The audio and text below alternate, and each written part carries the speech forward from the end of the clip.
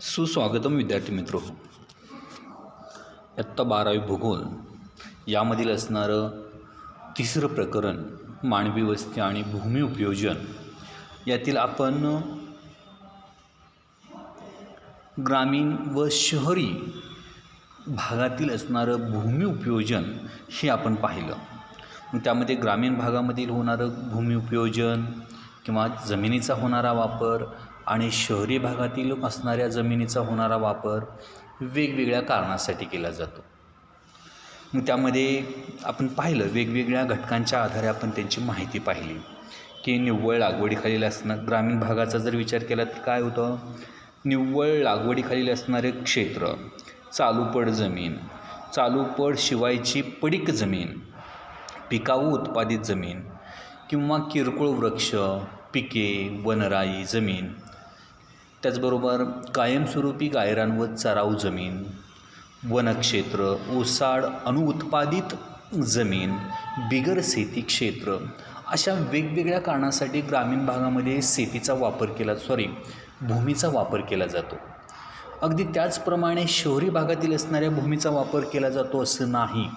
मग शहरी भागातील असणाऱ्या भूमीचा वापर इतर किंवा वेगळ्या कारणासाठी वापर केला जातो की जसं की निवासी क्षेत्र, औद्योगिक क्षेत्र, वाहतूक क्षेत्र, व्यापारी क्षेत्र किंवा संस्थात्मक क्षेत्र, मनोरंजनाखालील असणारी क्षेत्रे, त्याचप्रमाणे रेखांकित किंवा सीमांकित भूमी क्षेत्रे, त्याचप्रमाणे मिश्र भूमी उपयोजन, अशा वेगवेगळ्या कारणासाठी काय केलं जातं, या असणाऱ्या भूमीचा वापर केला जातो. म्हणजेच हे आपण पाठीमागच्या असणाऱ्या व्हिडिओमध्ये पाहिलेलं आहे. त्यानंतर असणारा पुढचा घटक आहे तो म्हणजे एक वेगळी ॲक्टिव्हिटीज दिलेली आहे पहा या ठिकाणी आपल्याला. त्यामध्ये काय म्हटलेलं आहे, हे नेहमी लक्षात ठेवा. आपल्याला लक्षात ठेवायला सांगितलं आहे कारण या ठिकाणी असं सांगण्याचा उद्देश काय आहे, तर मानवाचा काही वेळेस त्या ठिकाणी संभ्रम निर्माण होतो की बाबा नेमकं काय. त्या ठिकाणी असणारं भूमी उपयोजन आणि भूमी आच्छादन यातील असणारा फरक या ठिकाणी सांगण्याचा प्रयत्न केलेला आहे. मग हे आपण देखील लक्षात ठेवलं पाहिजे की प्रत्येक भागाचा किंवा जमिनीचा उपयोग एकाच कारणासाठी केला जातो किंवा त्याचा अर्थ एकच असतो असं नाही. मग त्यामध्ये भूमी उपयोजन आणि भूमी आच्छादन यांत अनुक्रमे नैसर्गिक आणि मानवनिर्मित घटक समाविष्ट असतात. म्हणजेच भूमी उपयोजन आणि भूमी आच्छादन यांमध्ये भूमी उपयोजन काय आहे, नैसर्गिक घटक आहे, त्याचप्रमाणे मानवनिर्मित समाविष्ट असा घटक आहे.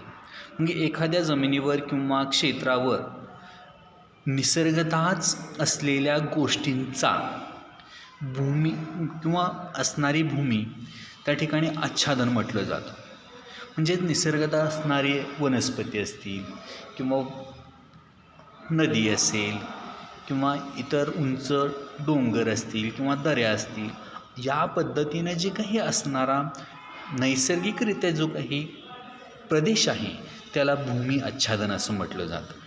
यात निसर्गतः तयार होणारी पर्वत, पठार, दऱ्या, भूरूपे, नद्या, सरोवर, तलाव यांसारखी किंवा जलरूपे, वनक्षेत्र, गवताळ प्रदेश, अशा विविध प्राकृतिक घटकांचा या भूमी आच्छादनामध्ये समावेश होत असतो. म्हणजेच नैसर्गिकरित्या त्या ठिकाणची असणारी ती परिस्थिती असते, त्यामध्ये कोणत्याही प्रकारचा मानवाने हस्तक्षेप केलेला नसतो. असणारी परिस्थिती कशी असते, नैसर्गिक अशा स्वरूपाची असते, त्यालाच भूमी आच्छादन असं म्हणायचं. मात्र काळाच्या ओघात जसजशी मानवी वस्ती वाढत गेली, पहा जसजशी मानवानी वस्ती किंवा मानवाची लोकसंख्या वाढत गेली, त्याच लोकसंख्या वाढली की वस्ती वाढत गेली, तसा आपल्या गरजेप्रमाणे मानव या भूमी आच्छादनात बदल घडवून आणतो. म्हणजे जे काही नैसर्गिकरित्या असणारं जे काही प्रदेश आहेत याच्यामध्ये मानवाने काय केलेलं आहे, बदल करायला सुरुवात केलेली आहे.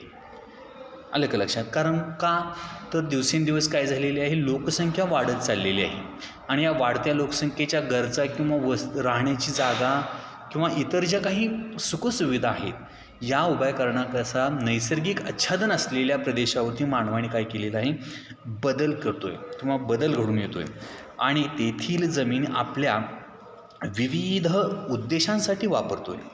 केवळ त्या ठिकाणी शेती करतो आहे किंवा कारखानदारी उभार करतो आहे किंवा राहण्यासाठी त्या जागेचा उपयोग करतो आहे, म्हणजे अशा अनेक काही वेगवेगळ्या कारणांसाठी काय केलेलं आहे त्यांनी या असणाऱ्या भूमीचा वापर करायला सुरुवात केलेली आहे. मग अशा प्रकारे मानवी हस्तक्षेपातून भूमी आच्छादनात किंवा वापर पद्धतीत झालेला बदल म्हणजे भूमी उपयोजन. म्हणजेच काय, नैसर्गिकरित्या असणाऱ्या जमिनीच्या प्रदेशामध्ये किंवा असणाऱ्या भागामध्ये मानवाच्या हस्तक्षेपातून जो बदल घडून येतो आहे त्याला भूमी आच्छादन असं म्हटलं जातं. जसं की पूर्वी त्या ठिकाणी कोणत्याही प्रकारची वस्ती नव्हती, परंतु कालांतराने लोकसंख्या वाढीमुळे काय झालेली आहे, त्या असणाऱ्या प्रदेशामध्ये एखाद्या प्रदेशामध्ये वस्ती निर्माण झाली. वस्तीला अनुसरून त्या ठिकाणी वेगवेगळे व्यवसाय किंवा उद्योग सुरू झाले. म्हणजेच काय झालं, अशा असणाऱ्या मानवाने वापर केलेल्या भूमीलाच भूमी उपयोजन असं म्हटलं जातं.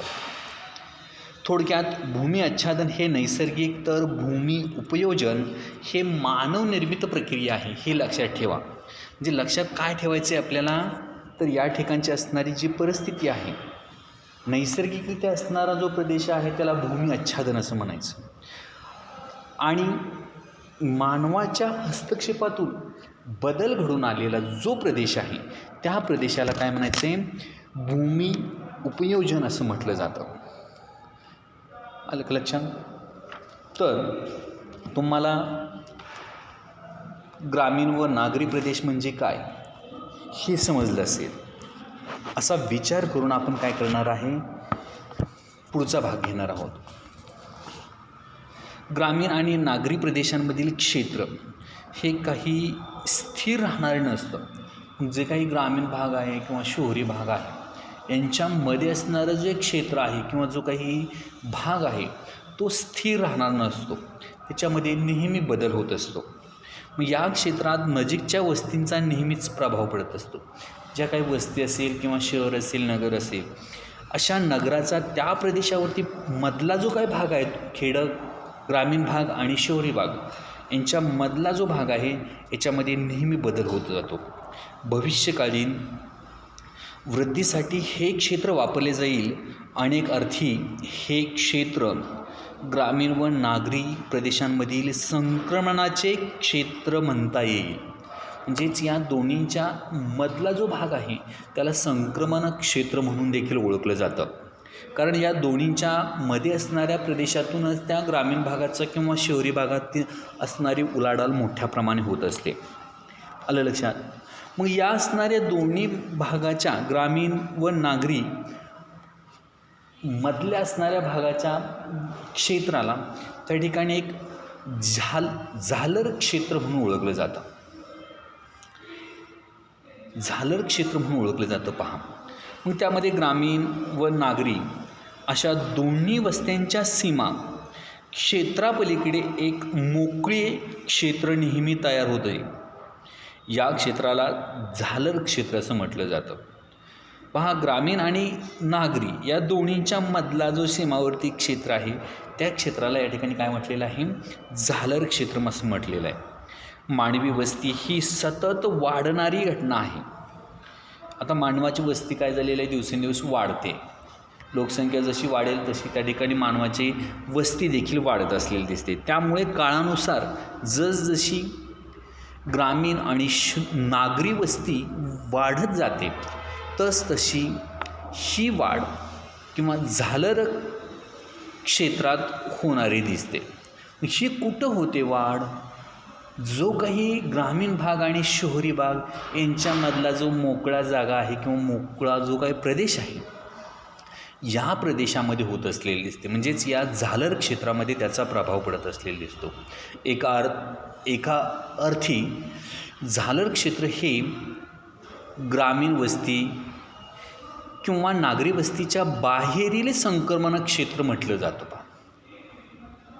पहा, याचा दुसरा एक अर्थ आपल्याला असाही घेता येतो की झालर क्षेत्र म्हणजे काय, ग्रामीण वस्ती किंवा नागरी वस्ती यांच्या बाहेरील असणारा जो काही क्षेत्र आहे त्याला झालर क्षेत्र किंवा संक्रमण क्षेत्र असं म्हटलं जातं. मग नागरी झालर संक्रमण क्षेत्र व नागरी प्रसारण क्षेत्र हे त्या ठिकाणी असं म्हटलं जातं. यामध्ये शहरांच्या सीमावर्ती प्रदेशामधील झालर क्षेत्राला नागरी झालर संक्रमण क्षेत्र म्हणतात.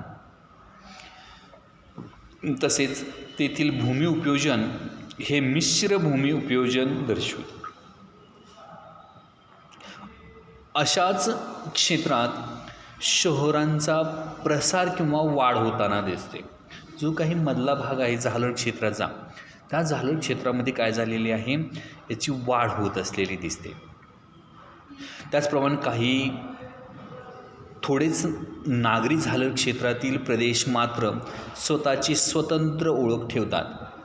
अगदी अपवादात्मक असे नागरी क्षेत्र आहेत की त्या असणाऱ्या झालर क्षेत्राचं जे काही अस्तित्व आहे ते स्वतंत्र अशा स्वरूपाचं ठेवतात. त्याचप्रमाणे अशा संक्रमण प्रदेशातील कृषी जमीन आणि अकृषी म्हणजे उत्पादित जमीन आणि अउत्पादित जमीन या क्षेत्रात परावर्तित होतात आणि भविष्यात ती निवासी व औद्योगिक भूमी उपयोजनात समाविष्ट होतात. अशा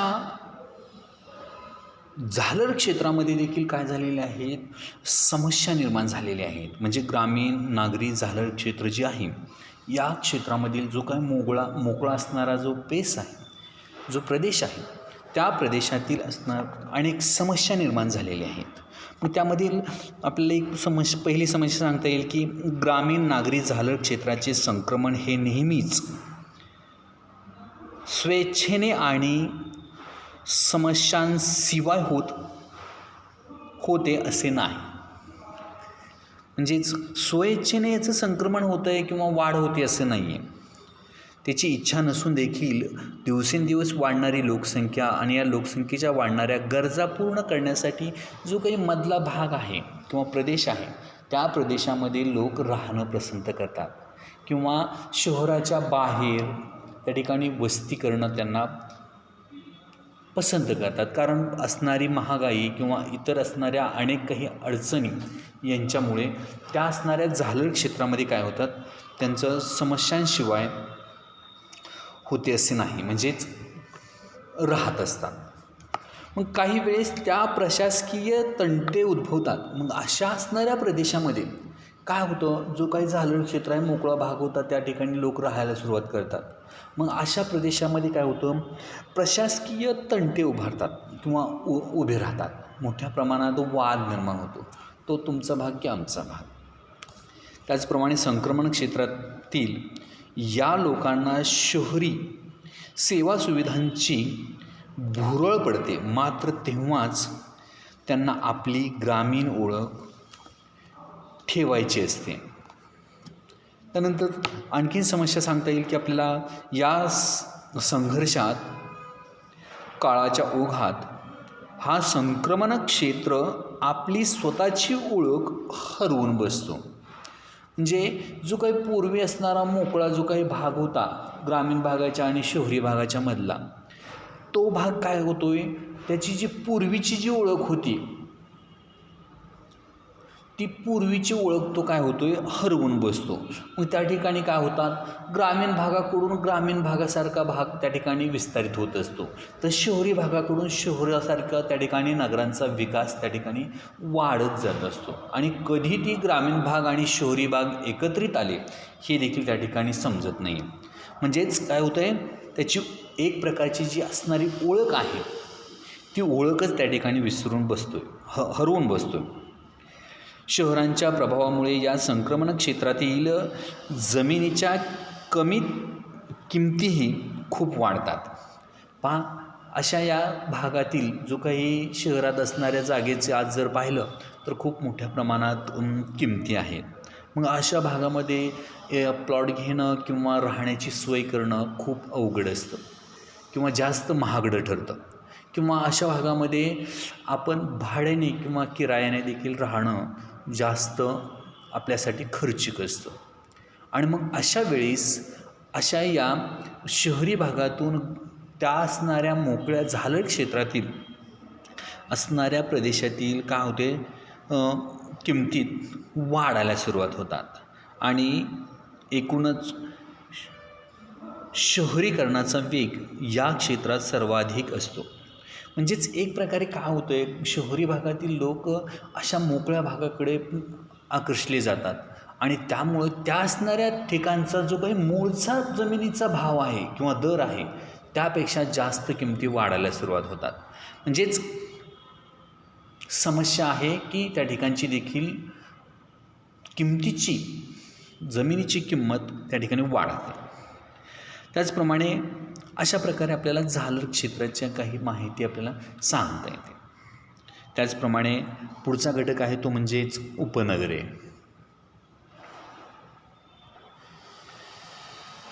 त्यानंतरचा असणारा दुसरा उपघटक आहे तो म्हणजे उपनगरे.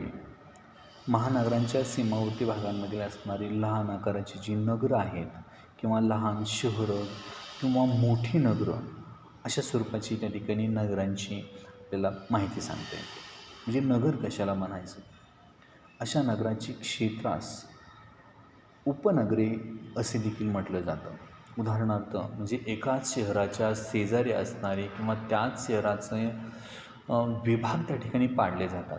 मग अशा विभाग पाडलेल्या भागांना त्या ठिकाणी काय म्हटलं जातं, उपनगरे असं म्हटलं जातं. मग या उपनगरांच्या भागामध्ये उदाहरण सांगता येईल की भांडूप, कल्याण, विरार इत्यादी मुंबई महानगरपालिकेची उपनगरे मानली जातात. म्हणजेच आपण बोलताना कसं बोलतो, कुठं आहेस तर मुंबईला आहे, परंतु मुंबईमध्ये तो ॲक्च्युली त्या ठिकाणच्या असणाऱ्या वेगवेगळ्या प्रदेशामध्ये असतो. मग त्या असणाऱ्या प्रदेशामध्ये भांडूप, कल्याण, विरार अशा वेगवेगळ्या भागांमध्ये तो स्थिरावलेला असतो किंवा राहत असतो, काम करत असतो. मग अशा असणाऱ्या विभागांना त्या ठिकाणी काय म्हटलं जातं, उपनगरे असं म्हटलं जातं. ही सर्व लहान मोठी उपनगरे मुंबई शहराच्या विकासाचा परिणामाने वाढलेली आहेत. म्हणजे पूर्वी मुंबई हे एकच होतं, परंतु दिवसेंदिवस त्या ठिकाणची असणारी आंतरराष्ट्रीय उलाढाल किंवा असणारं हवामान किंवा समुद्रकिनारा अशा अनेक काही कारणांमुळं त्या असणाऱ्या मुंबईमध्ये खूप मोठ्या प्रमाणात लोकसंख्या वाढली, वेगवेगळे उद्योगधंदे सुरू झाले आणि त्याचमुळं त्या असणारे मुंबईचं क्षेत्र किंवा तो भाग कमी पडू लागला आणि तोच भाग दिवसेंदिवस त्याच्या शेजारच्या असणाऱ्या भागांमध्ये वाढू लागला. म्हणजेच लहान लहान उपनगरं त्या ठिकाणी निर्माण झालेली दिसते. याच प्रमाणे वाकड, हिंजवडी ही पुण्याची उपनगरे म्हणून ओळखली जातात.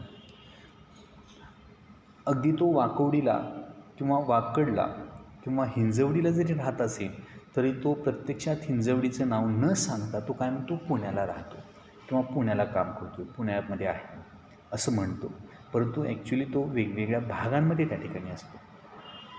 हे आपल्या लक्षात आलं पाहिजे. म्हणजेच मोठ्या शहराची शेजारी असणाऱ्या प्रदेशाला त्या ठिकाणी काय म्हटलं जातं, उपनगर असं म्हटलं जातं. त्यानंतर आपल्याला एक दुसरी ॲक्टिव्हिटीज दिलेली आहे, करून पहा. हे तुम्हाला करायचं आहे. तुम्ही जे काय ग्रामीण भागामध्ये असाल किंवा शहरी भागामध्ये असाल त्या भागातील त्यांनी सांगितलेलं आहे खालीलपैकी कोणत्या समस्यांना तुमचे किंवा तुमच्या शहर, नगर किंवा ग्रामीण क्षेत्रात समावेश किंवा ग्रामीण क्षेत्रात समोरचे किंवा क्षेत्रात सामोरे जावे लागते ते सांगा. म्हणजे कोणकोणत्या समस्यांना ग्रामीण भाग असो किंवा शहरी भाग असो त्या असणाऱ्या प्रदेशातील लोकांना कोणकोणत्या समस्यांना सामोरं जावं लागतं ते आपल्याला या ठिकाणी सांगायला सांगितले आहे. त्या ठिकाणी एक चार्ट दिलेला आहे, त्यामध्ये अनुक्रमांक 1 ते 7 दिलेले आहे. त्यामध्ये समस्येचे प्रकार सांगितलेले आहे, दुसरा कॉलम आहे आणि तिसरा कॉलम आहे प्रश्न किंवा समस्या त्या ठिकाणी मांडायचे आहेत, ते तुम्ही मांडायचं आहे. मग त्यामध्ये समस्यांचे प्रकार त्या ठिकाणी मी सांगतो आहे.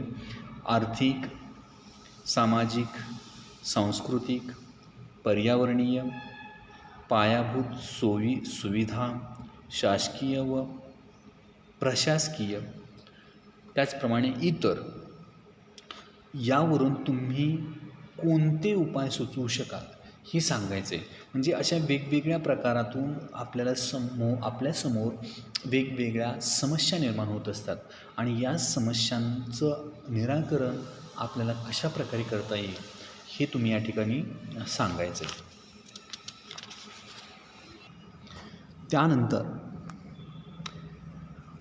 पेज नंबर 28 वर असणारी जी ॲक्टिव्हिटीज आहे या ठिकाणी एक नकाशा दिलेला आहे. पहा, नकाशाशी मैत्री अशी एक वेगळी ॲक्टिव्हिटीज दिलेली आहे. मग या ॲक्टिव्हिटीजमध्ये ही आपल्याला शासनाने काय केलेलं आहे, तो पूर्ण पेज जे काही 28 पेज क्रमांकाचं असणारं पेज आहे, आकृती क्रमांक 3.3 ही ज्या पेज आहे ते पूर्ण पेज त्या ठिकाणी काय केलेलं आहे, वगळलेलं आहे. त्यानंतर पेज नंबर 29 वरती असणारा जो काही भाग आहे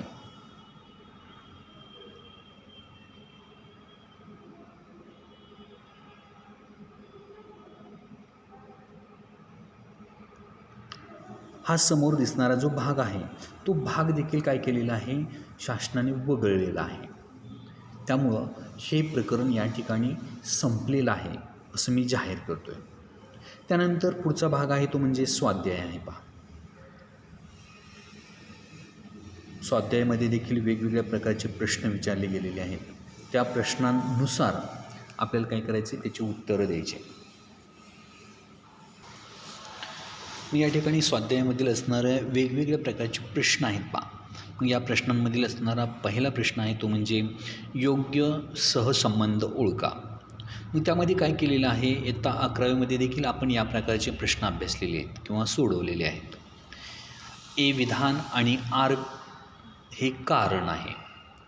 ए काय आहे, विधान आहे आणि आर हे त्याचं असणारं कारण आहे. मग याचं असणारं उत्तर खाली 4 वेगवेगळे पर्याय दिलेले आहेत आणि त्या पर्यायांमधून आपल्याला ते योग्य तो पर्याय निवडायचा आहे. मग त्या पर्यायामध्ये कोणते पर्याय आहेत, केवळ ए बरोबर आहे, केवळ आर बरोबर, ए आणि आर हे दोन्ही बरोबर आहेत आणि आर हे एचे अचूक स्पष्टीकरण आहे. त्यानंतर ड आहे, ए आणि आर हे दोन्ही बरोबर आहेत परंतु आर हे एचे अचूक स्पष्टीकरण नाही असं त्यांनी सांगितलेलं आहे. मग या कारण आणि विधान यांचा काय करायचं आहे, सहसंबंध लावून आपल्याला असणाऱ्या या योग्य असा जो घटक आहे तो या ठिकाणी लिहायचा आहे. मग त्यामधील पहिला प्रश्न आहे किंवा कारण आहे म्हणजेच ए विधान. वस्तीचे विविध प्रकार असतात, त्याचं आर हे कारण सांगितलेलं आहे. विविध प्राकृतिक घटकांचा वस्तींच्या विकासावर परिणाम होतो. मग या ठिकाणी त्याचं उत्तर आपल्याला सांगता येतं ड, ए आणि आर हे दोन्ही बरोबर आहेत परंतु आर हे एचे अचूक स्पष्टीकरण नाही असं सांगितलेलं आहे. पहा, विधान काय आहे, वस्तीचे विविध प्रकार असतात वेगवेगळ्या प्रकारच्या वस्त्या असतात. मग प्राकृतिक घटकांचा वस्तीच्या विकासावर परिणाम होतो का, होतो. प्राकृतिक गोष्टींचा किंवा प्राकृतिक घटकांना अनुसरूनच त्या ठिकाणी मोठ्या प्रमाणात वस्तींची निर्मिती होत असते. अपवादात्मक एखाद्या प्रदेशामध्ये प्राकृतिक घटकाचा विचार केला जात नाही. कुठं ज्या ठिकाणी मौल्यवान स्वरूपाची खनिजे आहेत किंवा धातू आहेत किंवा खनिज तेल आहेत अशा भागामध्ये त्या ठिकाणी प्राकृतिक घटकाचा विचार केला जात नाहीत. परंतु जनरली जर पाहिलं किंवा सर्वसाधारणतः जर पाहिलं तर प्राकृतिक घटकाचा त्या ठिकाणी विचार केला जातो. म्हणून त्याचं उत्तर ड आहे. कारण पहिल्या एचं आर हे कारण आहे, कारण सांगितलेलं आहे परंतु ते कारण चुकीचं आहे. त्यानंतर दुसरा आकडा, नगरे वाढतात त्याबरोबर त्यांची कार्येही वाढतात. कारण काय सांगितलेलं आहे? आर म्हणजे एका नगराला केवळ एकच कार्य असते.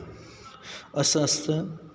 बरोबर आहे. एखादी नगरं वाढत असतात त्यावेळेस त्या नगरामध्ये विशिष्ट असं कार्यामुळे ते नगरं वाढत असतं. म्हणून दुसऱ्याचं उत्तर आहे अ, केवळ ए बरोबर आहे असं या ठिकाणी सांगता येतं आपल्याला.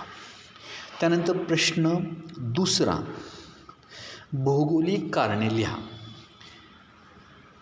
ही भौगोलिक कारणे काय करायचे? तुम्ही तुमच्या असणाऱ्या पाठ्यपुस्तकामधून किंवा दिलेल्या नोट्समधून भौगोलिक कारणं किंवा प्रश्न तिसरा असणारा टिपा, चौथा प्रश्न आहे खालील प्रश्नांची उत्तरे लिहा. त्यानंतर प्रश्न क्रमांक 5 आहे फरक लिहा. 6 नंबर आहे सुबक आकृती काढून नावे द्या. त्यानंतर प्रश्न 7 लोणार शहराच्या भूमी उपयोजनात कालानुरूप झालेले बदल तुमच्या शब्दात मांडा. या ठिकाणी असणारं जे काही लोणार शहर आहे या शहरामध्ये कशा प्रकारे बदल झालेला आहे किंवा काय बदल झालेला आहे का या ठिकाणी ते विचारलेलं आहे.